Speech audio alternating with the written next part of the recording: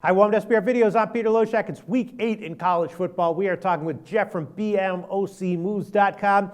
First game we're going to discuss here is Houston and Central Florida. Now, Jeff, I haven't done my in-depth research on this game. I did bet Houston on the opening line, though, when it was minus 20.5. Now it's 21.5.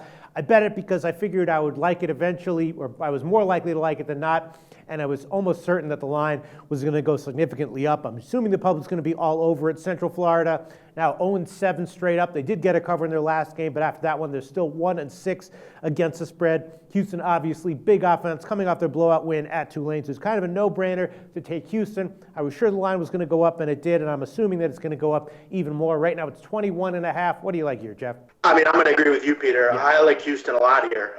You look the last 12 on the road against the spread for Houston, a perfect 12-0.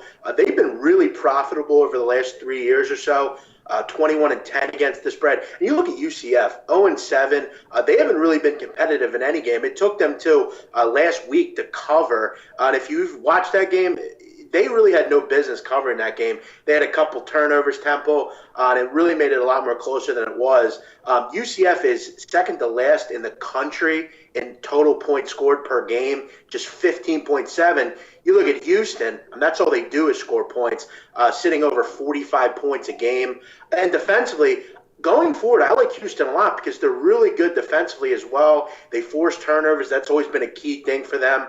And they're in revenge in this spot. UCF beat them last year. I just don't know that UCF – actually, I know they're not going to be able to keep up with them here. UCF's just going through the motions at this point. Their coach is going to be fired any day now. I think they're just allowing him to stay around because he's an older guy and they feel bad for him. You look at Houston as well on offense, just 5 turnovers all year. They don't beat themselves. They're a very good, disciplined football team. And I think they're going to be going forward a tough team to beat in the AAC. I like Houston a lot, and I think they drub UCF here, like 42-13, something like that. I think it's a blowout. You're lucky you got the early line. That's a great line for you, but I'd bet it anywhere up to like 24 I would be fine with. Yeah, I mean, we saw what they did against Tulane. The question is, though, why then is the line this low? I mean, these odds makers, they'll set a line at 28. They'll set it at, I mean, look at the Baylor line this week, 36.5. I mean, they didn't have to set it at 20.5. Why do you think it's so low? Does that concern you? And that's something me, I'll tell you that. Yeah, I looked at that because even with that Baylor game, I mean, TCU is only laying like 20. Now Baylor's laying 37. I don't know. Maybe Houston, now that they're ranked, maybe they're thinking Houston's going to, kind of fall back a little bit. But they're really well coached. Tom Herman from Ohio State, he's really just 180'd that program.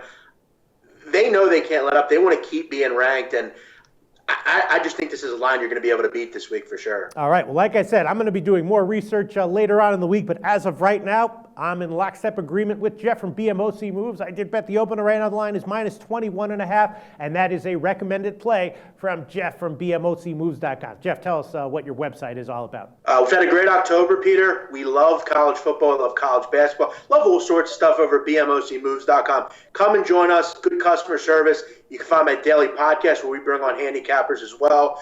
Come join us, and let's win together. Thanks so much, Jeff.